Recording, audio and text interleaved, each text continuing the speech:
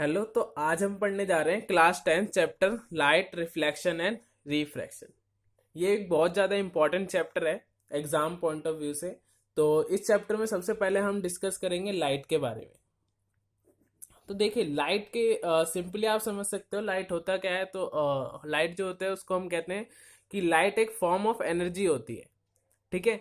तो लाइट एक form of energy होती है। देखो, आप कैसे समझ सकते हो इस चीज को। जैसे कि हमारे आसपास हम बल्ब देखते हैं जिसमें जो कि हमारा लाइट प्रोड्यूस करता है।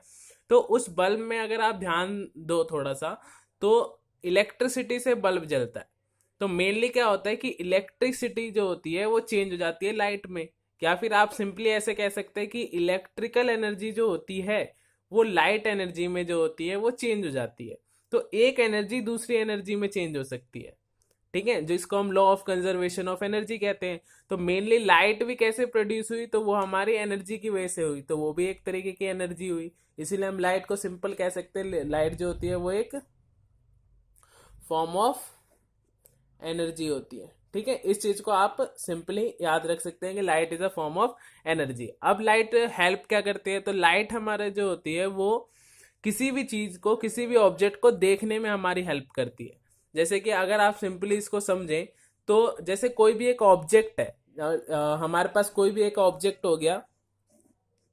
मान लो ए ऑब्जेक्ट है, तो सबसे पहले होता कैसे है कि लाइट से हमको कोई भी ऑब्जेक्ट दिखता कब है। तो पहले क्या होता है, कोई एक सोर्स ऑफ लाइट से, जहां से हमारी लाइट आ रही हो, उससे हमारी लाइट उस ऑब्जेक्ट पे पड़ती है। फिर यहां से जो होता है वो रिफ्लेक्ट होके, रिफ्लेक्शन के थ्रू, रिफ्लेक्शन अभी आगे हम पढ़ेंगे क्या होता है। तो रिफ्लेक्शन के थ्रू जो होता है वो हमारी आइज तक पहुंचती है। ठीक है। और फिर हम उस चीज को जो है वो देख पाते हैं, क्योंकि जो लाइट है वो इस पे जाके रिफ्लेक्ट हुई और हमारी आइस में गई वो। और आइस के अंदर जो होता है एक रेटिना होता है, एक पार्ट होता है आइस का, रेटिना। वहां पे लाइट सेंसिटिव सेल्स होते हैं जो लाइट को जो होता है एब्जॉर्ब कर लेते हैं और हमारे ब्रेन तक जो होता है वो ट्रांसफर करते हैं। और ब्रेन तक जब वो हमारे वो ट्रांसफर करते हैं तो हमारे जो कोई भी ऑब्जेक्ट जो होता है वो हमको इजिली दिखता है। ठीक है। तो इस तरीके से लाइट जो होती है हमारी हेल्प करती है किसी भी ऑब्जेक्ट को सी करने में, देखने में। ठीक है। आगे हमको पढ़ना है लाइट के डुअल नेचर होता है। लाइट को जो है हम कहते हैं, लाइट जो होता है वो डुअल नेचर दिखाता है। क्या कहने का क्या मतलब है, तो कहने का ये मतलब है कि डुअल नेचर का मतलब कि वो दो तरीके की प्रकृति दिखाते हैं। कौन कौन सी, तो देखो, एक नेचर होता है जिसको हम कहते हैं नेचर ऑफ लाइट। तो एक नेचर होता है जिसको हम कहते हैं वेव नेचर। वेव नेचर का मतलब क्या है कि लाइट जो होता है वो वेव की तरह ट्रैवल करती है, वेव्स की फॉर्म में। ठीक है, इस तरीके से वेव की फॉर्म में जो होता है वो ट्रैवल करती है। और दूसरा होता है इसको कहते हैं पार्टिकल नेचर। तो पार्टिकल नेचर का मतलब क्या है कि पार्टिकल्स की फॉर्म में जो है लाइट जो होती है वो ट्रैवल करती है। तो देखो, वेव्स की तरह जब ट्रैवल करती है तो उन वेव्स का नाम होता है, उनको कहते हैं हम इलेक्ट्रो मैग्नेटिक वेव्स। ठीक है, इलेक्ट्रोमैग्नेटिक वेव्स। वेव्स की तरह जब ट्रैवल करेंगी तो उन जो वेव्स होंगी जिनमें लाइट जिससे जैसे ट्रैवल कर रही है, उन वेव्स को हम नाम देंगे इलेक्ट्रोमैग्नेटिक वेव्स। ठीक है। और पार्टिकल नेचर यानी वो पार्टिकल्स भी होते हैं, लाइट के कुछ पार्टिकल्स भी होते हैं जो स्ट्रेट लाइन में बहुत फास्ट मूव करते हैं। ठीक है। उन पार्टिकल्स का नाम मैं लिख देता हूं, उनका नाम होता है फोटॉन्स। ठीक है। तो जो पार्टिकल्स होते हैं उनका नाम होता है फोटॉन्स। ठीक है। आगे देखो, आगे जब लाइट ट्रेवल कर रही होती है, तो ट्रेवल कर रही है तो उसकी कुछ स्पीड भी होगी। तो स्पीड ऑफ लाइट जो होती है, स्पीड ऑफ लाइट, अब अलग अलग मीडियम में जो होता है लाइट की स्पीड अलग अलग होती है। ठीक है।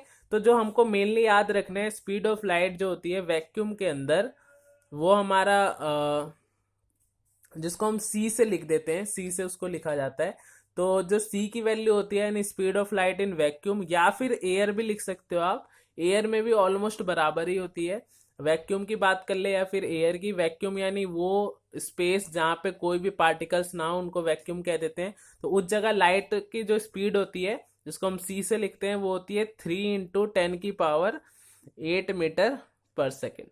10⁻⁷ का मतलब होता है 1 करोड़। यानी अगर ये 10⁸ है, इसका मतलब ये करीब 3 लिखा है, यानी 30 करोड़। 30 करोड़ मीटर पर सेकेंड, इतने करोड़ मीटर एक सेकेंड में लाइट जो होती है वो ट्रेवल कर लेती है। ठीक है, इसके ऊपर एक और चीज आप क्वेश्चन कर सकते हैं कि जैसे जब लाइटनिंग होती है तो हमको जो लाइटनिंग है वो हमको पहले दिखाई देती है, जबकि जो उसकी साउंड होती है वो बाद में सुनाई देती है। क्योंकि लाइट की स्पीड देखो बहुत तेज है, तो जब लाइटनिंग होगी यानी जब बादलों के बीच जब लाइटनिंग होती है तो वो चीज क्योंकि उसकी स्पीड तेज है लाइट की, तो वो हमारी आइज तक जल्दी पहुंचेगा। जबकि साउंड की स्पीड जो होती है नॉर्मली एयर के अंदर वो 346 या 344 मीटर पर सेकंड होती है। तो अगर दोनों को कंपेयर करो यानी ये हमारा साउंड है, इसकी स्पीड देखो और अगर लाइट की स्पीड देखो तो लाइट की स्पीड बहुत ज्यादा है, 30 करोड़ मीटर पर सेकेंड। जबकि यहाँ देखो तो 344, ऑलमोस्ट 350 मीटर पर सेकेंड। ठीक है, तो बहुत ज्यादा कम है, तो इसीलिए साउंड हमको बाद में सुनाई देती है जबकि लाइट हमको पहले दिखाई दे जाती है। ठीक है, आगे देखो, आगे हमको अब पढ़ना है नेक्स्ट टॉपिक जिसको हम कहते हैं रिफ्लेक्शन। Reflection of light. ठीक है, तो रिफ्लेक्शन ऑफ लाइट क्या कहता है? तो रिफ्लेक्शन ऑफ लाइट में क्या होता है, कोई भी अगर हमारे पास एक पॉलिश सरफेस है, ठीक है, कोई भी हमारे पास एक पॉलिश्ड सरफेस है, जैसे कि अगर मैं इसकी जगह मिरर लिख दूं, कोई भी पॉलिश सरफेस हो सकता है, मिरर को जैसे हम ले लेते हैं। ठीक है, तो मिरर का ये वाला जो सरफेस होता है, ये बाहर वाला जिसमें हम अपनी फेस वेस देखते हैं, वो ये वाला सरफेस हो गया। पीछे वाला सरफेस है, इसको मैंने ऐसे दिखा रखा है, आगे मैं बताऊंगा कि मिरर भी कैसे बनता है। ठीक है, तो reflection of light. Reflection of light में देखो होता क्या है कि कोई भी एक लाइट जब एक पॉलिश सरफेस पे स्ट्राइक करती है, उस पर जब पड़ती है तो वो वहां से रिफ्लेक्ट हो जाती है। ठीक है, किसी भी एक पॉलिश सरफेस पे जब लाइट पड़ेगी तो वहां से एक रिफ्लेक्ट हो जाएगी, तो इसको हम कहते हैं reflection of light. Same medium के अंदर, मान लो एक मीडियम है एयर मीडियम, तो इसी मीडियम पे लाइट गई और यहाँ से स्ट्राइक होके वो दूसरे इसी मीडियम में वापस दूसरी तरफ उसकी डायरेक्शन चेंज होगी। ठीक है, तो इसको हम कहते हैं रिफ्लेक्शन ऑफ लाइट। जब एक पॉलिश सरफेस पे लाइट स्ट्राइक करती है तो वो जो होती है वहां पे रिफ्लेक्ट हो जाते हैं, इसको हम रिफ्लेक्शन ऑफ लाइट कहते हैं। यहाँ पे देखो आपको कुछ टर्म्स याद रखनी है। जो लाइट जा रही थी सबसे पहले, उसको पॉलिश सरफेस की तरफ जो लाइट जा रही थी उसको हम नाम देंगे इंसिडेंट रे। ठीक है, एक रे ऑफ लाइट है इसलिए इसको नाम देंगे इंसिडेंट रे। अब ये क्योंकि रिफ्लेक्ट हुई है तो रिफ्लेक्ट होने वाली लाइट को हम नाम देंगे रिफ्लेक्टेड रे। ठीक है, और यहाँ पे एक पॉलिश सरफेस है, ये हमारा मिरर हो गया। अब जिस पॉइंट पे इंसिडेंट रे ने स्ट्राइक किया था और जहां से रिफ्लेक्शन भी हुई, रिफ्लेक्टेड रे भी गई वहां से, तो जिस पॉइंट पे उसने स्ट्राइक किया इसको नाम देंगे पॉइंट ऑफ इंसिडेंट। ठीक है, ये इंसिडेंट पॉइंट भी कह सकते हैं। और आगे देखिए, जो पॉलिश सरफेस था और जो इंसिडेंट पॉइंट था, यहाँ पे अगर हम पॉलिश सरफेस से 90 डिग्री एक परपेंडिकुलर इमेजिनरी लाइन खींच दें तो इसको हम नाम देते हैं नॉर्मल। ठीक है, ये कुछ टर्म्स है जो आपको याद रखनी है। जाने वाले इंसिडेंट रे, रिफ्लेक्ट होने वाली रिफ्लेक्टेड रे, जिस पॉइंट पे स्ट्राइक हुआ वो पॉइंट ऑफ इंसिडेंट, और 90 डिग्री एंगल बनाएगा टू द सरफेस, सरफेस से। ठीक है, ये याद रखना, सरफेस से 90 डिग्री एंगल बनाने वाली लाइन जो होती है उसको क्या नाम देते हैं हम? नॉर्मल। ठीक है, अब यहाँ देखो दो एंगल्स होते हैं, एक एंगल आई और एक एंगल आर। ये कौन कौन से एंगल होते हैं? देखो, इंसिडेंट रे जो नॉर्मल के साथ एंगल बनाएगी, इंसिडेंट रे नॉर्मल के साथ जो एंगल बनाती है, नॉर्मल लाइन है और ये इंसिडेंट लाइन, इन दोनों के बीच में एंगल है, तो इस एंगल को हम कहते हैं एंगल ऑफ इंसिडेंट। ठीक है, और ऐसे देखो रिफ्लेक्टेड रे जो नॉर्मल के साथ एंगल बनाएगी, ये रिफ्लेक्टेड रे और ये नॉर्मल, इनके बीच का एंगल जो है इसको हम कहेंगे एंगल ऑफ रिफ्लेक्शन। ठीक है, एंगल ऑफ रिफ्लेक्शन। तो ये चीज आपको याद रखनी है। अब देखो यहाँ पे आपको दो लॉज याद रखने हैं, बहुत इंपॉर्टेंट है। लॉ ऑफ रिफ्लेक्शन पूछे जाते हैं वैसे, लॉ ऑफ रिफ्लेक्शन बताओ या लॉ ऑफ रिफ्रैक्शन बताओ, तो हम अभी लॉ ऑफ रिफ्लेक्शन पढ़ रहे हैं। देखो फर्स्ट लॉ बहुत इजी है, आप यहां से समझ सकते हो। देखो इंसिडेंट रे यहीं पे गई, रिफ्लेक्टेड रे भी यहीं से आई और नॉर्मल भी यहीं पे है। ठीक है, तो पहला लॉ क्या कहता है कि इंसिडेंट रे जो होती है, इंसिडेंट रे और reflected ray and normal lies on a same point at a point of incident, या सेम प्लेन भी लिख सकते हो, same point and same plane. देखो कहता क्या है कि इंसिडेंट रे और रिफ्लेक्टेड रे और नॉर्मल, ये तीनों के तीनों एक ही पॉइंट पे लाई करते हैं और उस पॉइंट का क्या नाम होता है, पॉइंट ऑफ इंसिडेंट। देखो सिंपल सा मतलब क्या है इस चीज का, कि मान लो कि यहां से इंसिडेंट रे आई तो यहाँ पे उसने स्ट्राइक करा, तो ऐसा नहीं होगा कि रिफ्लेक्टेड रे जो है यहां से निकलने लग जाए, ऐसा कभी नहीं होगा। अगर इंसिडेंट रे यहीं पे आई है तो यहीं से तो रिफ्लेक्टेड रे निकलेगी। तो ये लॉ वही बता रहा है कि इंसिडेंट रे, रिफ्लेक्टेड रे और नॉर्मल एक ही पॉइंट पे होगा। ऐसा नहीं होगा कि इंसिडेंट यहाँ पे हो, रिफ्लेक्टेड इधर से निकल रही हो, नॉर्मल ऊपर हो, ऐसा कभी नहीं होगा। ठीक है, तो ये तीनों चीजें जो होती हैं वो एक ही पॉइंट पे होती है। ये चीज हमको लॉ ऑफ रिफ्लेक्शन बताता है, तो ये फर्स्ट लॉ। सेकंड जो इसमें पॉइंट होता है वो क्या कहता है हमको, angle of incident always equals to angle of reflection. कहने का मतलब कि अगर इंसिडेंट एंगल 30 डिग्री है तो रिफ्लेक्टेड एंगल भी जो होगा वो 30 डिग्री होगा। ठीक है, जितना ज्यादा आप इसको बैंड करके भेजोगे उतना ज्यादा ये बैंड होके वापस भी आएगी। नॉर्मल से एंगल जो होगा वो हमेशा बराबर होगा इंसिडेंट रे का और रिफ्लेक्टेड रे का, यानी angle of incident always equal to angle of reflection. ठीक है, तो ये सारी चीजें हैं। आगे देखो एक और टॉपिक इसमें हम पढ़ सकते हैं मिरर के बारे में। ठीक है, मिरर जो होते हैं उनको दो कैटेगरी में हमने बांट रखा है। सिंपली अगर हम समझे मिरर को बनाया कैसे जाता है, तो आप देखो क्या करते हैं, पहले दो कैटेगरी देख लो कौन कौन सी होती है। फर्स्ट जो होता है उनको दो भागों में बांट रखा है हमने मिरर्स को। एक को हम कहते हैं प्लेन मिरर,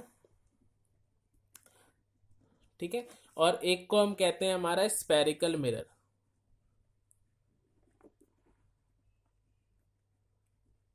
ठीक है, एक होता है हमारा प्लेन मिरर, दूसरा होता है स्फेरिकल मिरर। प्लेन मिरर देखो कैसे बनाते हैं, हम एक प्लेन ग्लास ले लेते हैं, प्लेन ग्लास, बिल्कुल ग्लास यानी जिसके आर पार हम देख सकते हैं वो वाला ग्लास।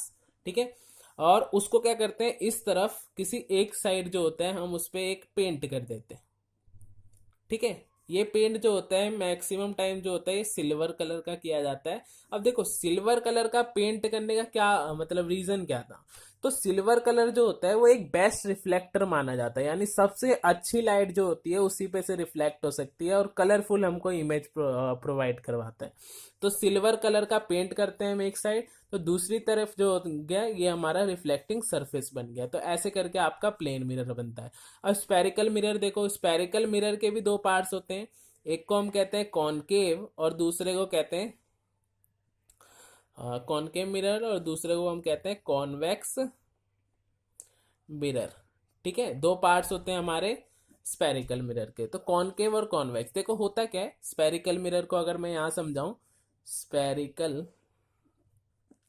मिरर देखो हम क्या करते हैं, एक स्पेरिकल ग्लास लेते हैं, स्पेरिकल जैसे बॉल होती है वैसे एक स्पेयर जैसा ग्लास लेते हैं, तो वो कुछ ऐसा दिखेगा। देखो मैं 2D शेप में तो सर्कल बना रहा हूं, पर इमेजिन ये करना है ये 3D शेप है, बॉल की तरह है। ठीक है, तो हम क्या करेंगे, इसको यहां से कट करेंगे, इधर से भी कर सकते हैं, इधर से भी कर सकते हैं, किधर से भी आप इसको एक कट करके साइड से एक अलग पार्ट जो होगा इसको अलग कर लो। ठीक है, तो अगर मैं इसको अलग कर दूं तो ये कुछ इस तरीके से बनेगा। देखो